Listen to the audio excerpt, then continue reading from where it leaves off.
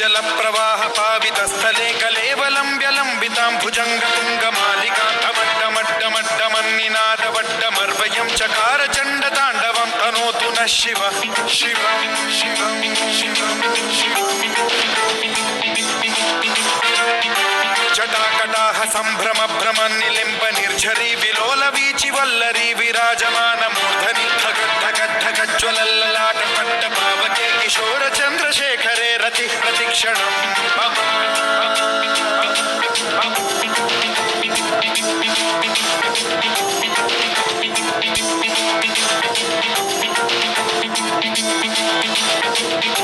धराधरेन्द्र नंदिनी विलास बंधु बंधुरस्फुरद्दिगंत संतति प्रमोदमान मानसे कृपा कटाक्ष धोरणी निरुद्ध दुर्धरापदि क्वचित् दिगंबरे मनो विनोद मेतु वस्तुनि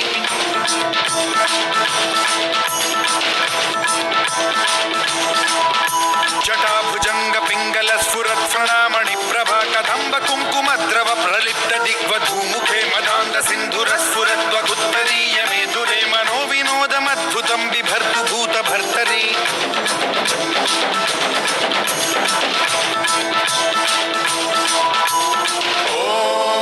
ओम नमः शिवाय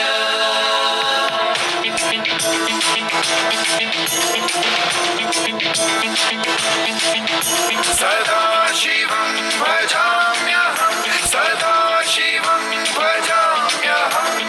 ओम नमः शिवाय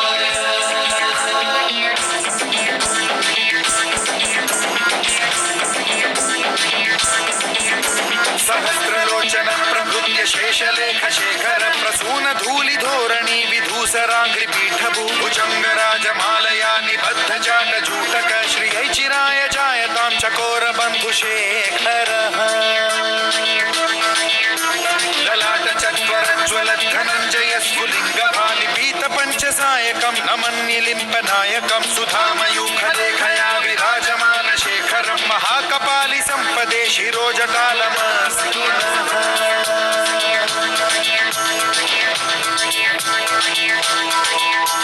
कराल भाल पट्टिका धगद्धगद्धगज्ज्वलत् धनञ्जयाहुतीकृत प्रचण्ड पञ्चसायके धराधरेन्द्र नन्दिनी कुचाग्र चित्रपत्रक प्रकल्पनैक शिल्पिनी त्रिलोचने रतिर्मम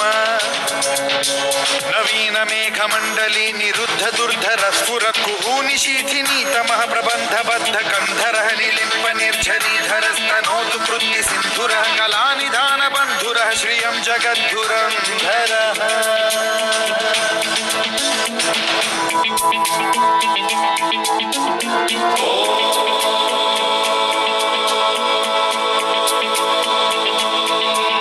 प्रफुल्ल नील पंकज प्रपंच कालिम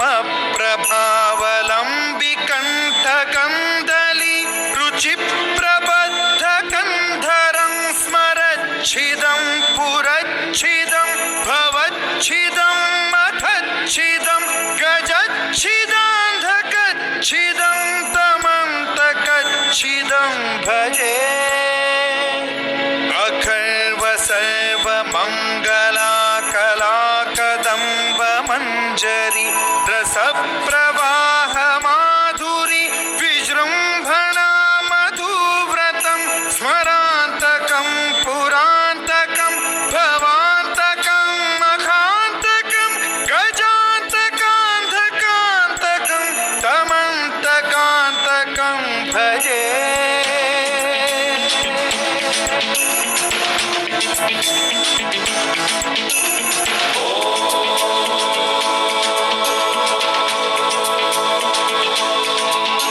जयद्वद प्रविभ्रम भ्रमद्भुजङ्गमश्वसद्विनिर्गमत्क्रम स्फुरत्कराल भाल हव्यवाढ्यमिद्धिमिद्धिमिध्वनन् मृदङ्ग तुङ्ग मङ्गलध्वनिक्रम प्रवर्तित प्रचण्ड ताण्डवः शिवा स्पृशद्विचित्र कल्प पक्षयो कृष्णारविन्द चक्षुषो प्रजामहि महेन्द्रयो समप्रवृत्ति कदा सदा शिवं भजाम्यहम्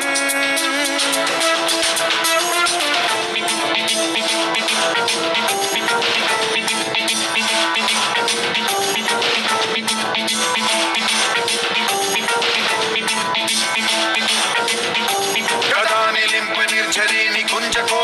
वसन् विमुक्त दुर्मतिः सदा शिरस्थमञ्जलिं वहन् विमुक्तलोललोचनो ललाम भाललग्नकः शिवेति मन्त्रमुच्चरन् कदा सुखी भवाम्यहम्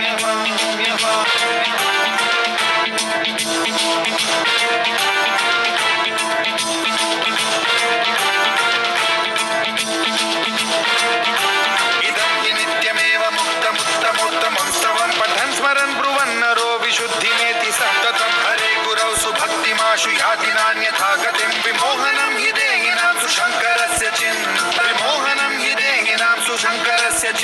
विमोहनं हि देहिनां सुशङ्करस्य चिन्तनो